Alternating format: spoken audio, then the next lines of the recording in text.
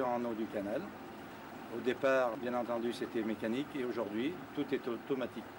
La partie canal, le réglage se faisait à la manivelle et la partie barrage se faisait à l'aide d'une turbine qui commandait tout le mécanisme par renvoi d'angle, par pignonnage.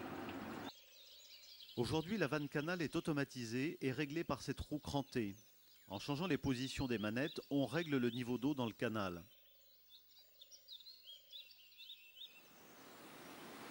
De même, pour les vannes de fond du barrage, les engrenages ont été remplacés par des vérins. C'est en 1984 que l'ensemble canal de décharge, échelle à poisson, microcentrale et sa vanne secteur se superposent à l'existant.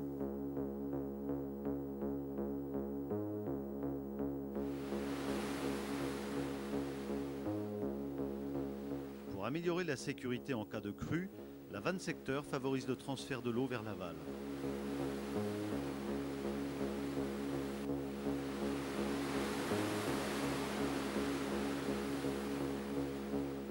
Pour faciliter la migration des salmonidés, le spécialiste, M. Larigné, a conçu l'échelle à poisson. Cet ouvrage est unique en son genre sur la rivière Bourne, qui est classée de première catégorie piscicole. L'équilibre financier de l'ensemble est assuré par la microcentrale. Les deux groupes génératrices turbines peuvent produire en hiver jusqu'à 5 millions de kilowatts. Ainsi, le syndrome de la tête morte s'éloigne. La tête morte est un tronçon de canal qu'on entretient et où les clients sont rares.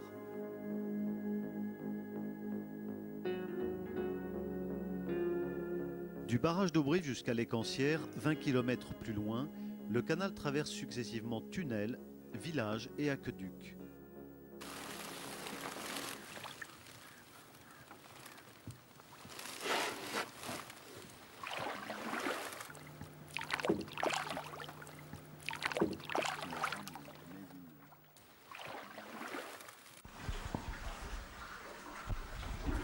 Actuellement, ce tunnel il est d'origine, la construction du canal, tout en maçonnerie.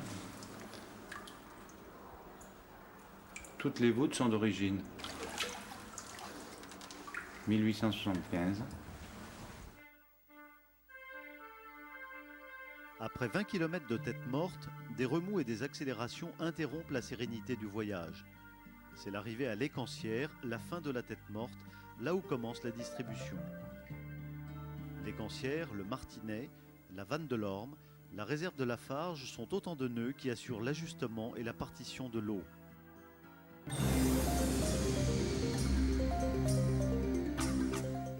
À l'Écancière, l'eau qui arrive par le canal peut franchir le déversoir et retourner à l'Isère. C'est une sécurité.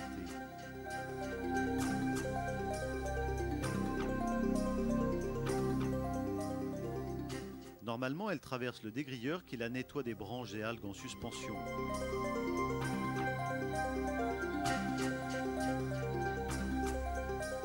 Puis elle se dirige vers l'irrigation par cette vanne automatique qui prélève entre 300 litres seconde et 3,4 mètres cubes seconde selon la demande. L'irrigation ayant la priorité sur la production hydroélectrique, l'excédent s'il y en a, est envoyé vers les turbines. Ici, on produit de l'électricité avec l'eau du canal de la Borne. En haut, on dérive l'eau qui descend par les turbines et on fait tourner et on évacue à l'Isère. C'est l'irrigation qui a priorité et je turbine ce qui reste. Hors période d'irrigation, je turbine toute l'eau. L'usine a été construite en 1917 par des ouvriers allemands pendant la Première Guerre mondiale. La plupart du matériel, enfin sur les turbines, sur les roues, c'est d'origine. Ça a été juste modifié en 1929 quand le barrage de Pignançon a été construit. L'usine a été surélevée, donc on est obligé de modifier les roues. Il y a une dizaine d'années, on a modifié certains matériaux, notamment les régulateurs, donc on a mis des vérins à la place, c'est beaucoup plus fiable. On a changé le vieux tableau de marbre et on est passé en automatique avec des nouvelles cellules et l'armoire de commande bleue. La production, elle varie entre 8 millions de kilowatts et 12 millions, ça dépend de la météo, de l'arrosage. Prenons maintenant le chemin de l'irrigation. À l'aqueduc de la Jonchère, au pied du château du même nom, le courant s'accélère. Dans ce relief chahuté, les 2 stations de pompage permettent d'alimenter des périmètres situés nettement plus haut que le canal, ce qui n'était pas possible avant l'avènement des stations de pompage. On peut dire ainsi que grâce à l'irrigation, l'émigration agricole a été stoppée et que la vie agricole s'est maintenue. De tout temps, je me rappelle quand j'étais enfant, tout le monde charriait de l'eau, soit à partir de sa propre source, puisqu'on est au pied de la montagne et qui sort de l'eau, mais aussi à partir du canal de la Bourne, où on allait avec des tonneaux de 1000 litres. Je me souviens, les agriculteurs faisaient un petit cercle autour des arbres pour retenir l'eau, vider leurs 1000 litres et aller retourner pomper au canal. Nous avons eu beaucoup plus de chance, puisque depuis 30 ans, il s'est mis en place l'irrigation sous pression. Et c'est vrai qu'avec les moteurs hydrauliques, ça permet de remonter l'eau. Autrefois, seules les personnes qui étaient en dessous du canal pouvaient arroser par gravité leurs pommes de terre, leurs noyers, leurs cultures vivrières de l'été.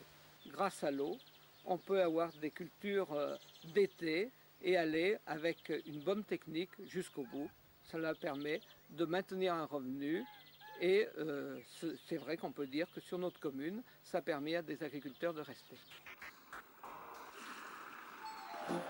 Après la sécheresse exceptionnelle de 1989, le canal de la Bourne construit la station de réalimentation du Martinet en 1990, au kilomètre 25 du canal. Les clients du canal n'ont donc pas subi de restrictions.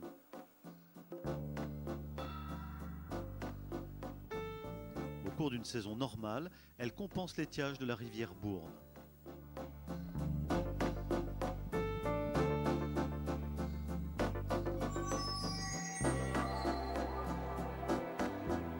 Cette installation est capable d'alimenter en totalité le canal. Elle permet ainsi de pallier aux incidents amont, comme ce fut le cas avec le glissement de terrain des Meux.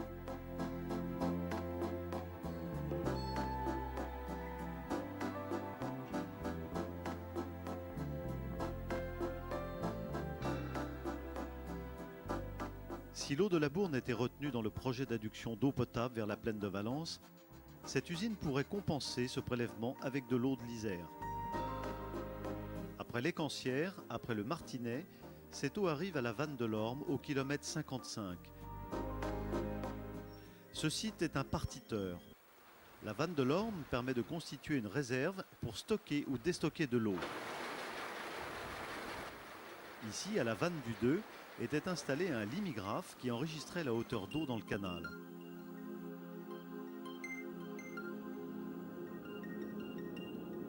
Comme les autres gardes Bourne, André Monet avait la responsabilité de surveiller une partie du canal et de manœuvrer la vanne du canal secondaire numéro 2 dont il avait la charge. J'étais garde à Sermonté et je surveillais les niveaux d'eau des canaux. Je relevais les niveaux puis je les transmettais au patron. Alors il jugeait s'il fallait en ajouter à Robory ou à l'Écancière, ça dépend. Ici, quand on a téléphoné, quand on a ajouté de l'eau, que c'était arrivé, ben, vous voyez, ça mettait 8-10 heures, ça dépend. Disons qu'à cette époque-là, si vous voulez, c'était du gravitaire. On arrosait à des heures fixes. Cette pompe, si vous voulez, servait à faire de l'irrigation sous fondaison, avec du gravitaire. On n'était pas toujours approvisionné en eau, donc il fallait s'arranger avec le garde-bourne qui était M. Monet à cette époque-là, et qui nous donnait des heures supplémentaires, si vous voulez, hors quota. Cet arrangement, c'était carrément à l'amiable entre le garde-bourne et nous. On s'est regardé, quand on a tout refait, après ça allait mieux. Puis alors après, il y avait des machins avec des eaux, des tuyaux, ça, sous pression, ça a bien enlevé du boulot, ça. Parce qu'avant, on faisait passer dans la cour, dans les grands canaux. C'était presque pas pensable. Mais maintenant, c'est pas pareil, parce qu'il y a des réserves d'eau. On est alimenté beaucoup plus vite. Le système a évolué, si vous voulez, qu'après est arrivée l'irrigation sous pression. Ce qui était après, il n'y a plus qu'à ouvrir les vannes et à faire marcher. Une grosse différence. Après l'Orme, la dernière étape du canal principal est la réserve de Lafarge. L'eau, qui est partie du barrage d'Aubrive, a choisi l'irrigation à l'Écancière, a été ajustée au Martinet, modulée à l'Orme et arrive enfin à son terme.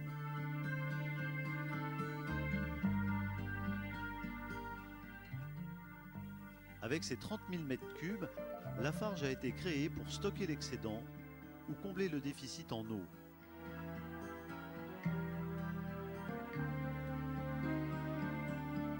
Aujourd'hui, les usagers peuvent bénéficier de l'eau immédiatement à la demande. Le canal de la Bourne a dû investir en technicité et en compétences pour suivre l'évolution de l'agriculture. Le superviseur, c'est un ordinateur dans lequel il y a un logiciel qui nous permet de récupérer toutes les informations de nos sites. Alors la colonne de gauche, les stations, débit et pression. La colonne du milieu, c'est les sites tout au long du canal. Toute la difficulté de l'eau, c'est la distance qu'elle doit parcourir.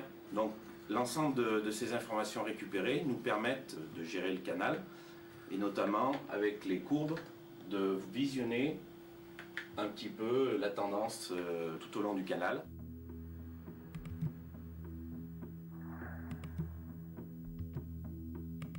Mais cette eau ajustée à la demande des clients tout au long du canal, comment est-elle prélevée? À 90% par des stations de pompage et des réseaux de conduites sous pression enterrés qui distribuent l'eau qui est comptabilisée directement. Physiquement, on peut repérer les bornes jaunes qui signifient l'arrivée sur le terrain de l'eau du canal. Ces bornes garantissent le service et permettent la facturation. À 10% par pompage direct dans le canal. Le client est satisfait lorsqu'il y a de l'eau dans le canal, mais il a à sa charge l'entretien de son matériel de pompage.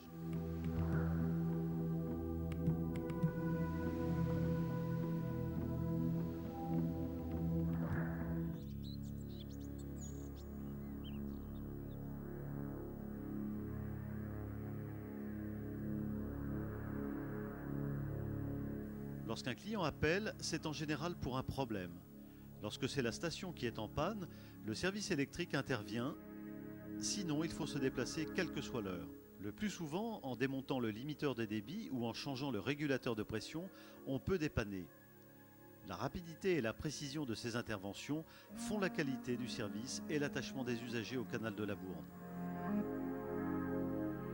L'agriculture est de loin le premier client et ses prélèvements annuels sont compris entre 15 et 30 millions de mètres cubes.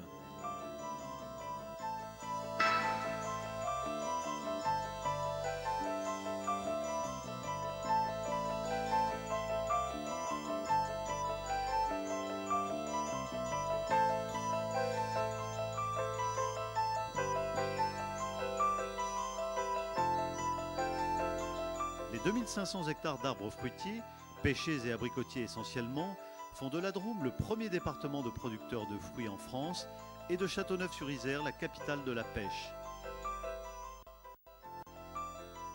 La saison commence le 20 mars et se termine à la mi-septembre. Les moyens d'irrigation sont divers en fonction des cultures. Le goutte à goutte nécessite une filtration préalable et beaucoup de soins pour éviter que les minuscules goutteurs ne se bouchent. La quantité d'eau est programmée à l'avance. Les microjets sont une extension du goutte à goutte qui remplace 3 goutteurs. Le trou est plus gros et le risque de bouchage moindre. L'arboriculture sur le périmètre du syndicat a vu son importance considérablement développée grâce à l'eau de la Bourne. Elle participe au développement local avec notamment la création de coopératives agricoles et de groupements de producteurs. De 1980 à 1990, le canal de la Bourne a dû s'adapter à l'irrigation de 4500 hectares de céréales, maïs, tournesol, soja, pois fourragers.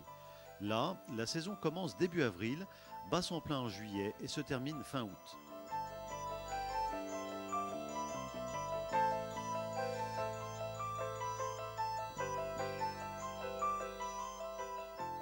Différentes techniques existent. L'irrigation ancestrale à la rigole est encore représentée, mais de plus en plus rare. Les arroseurs par aspersion occupent encore une place importante, mais ils sont très sensibles au vent. Les enrouleurs permettent l'arrosage de grandes surfaces, ils peuvent facilement être déplacés et ils sont moins gênés par le vent. Les pivots sont encore peu répandus dans la Drôme du fait des parcelles trop petites. Ils font économiser du temps à l'agriculteur. Ils ne sont pas sensibles au vent et une meilleure répartition de l'eau permet une économie de 20% environ.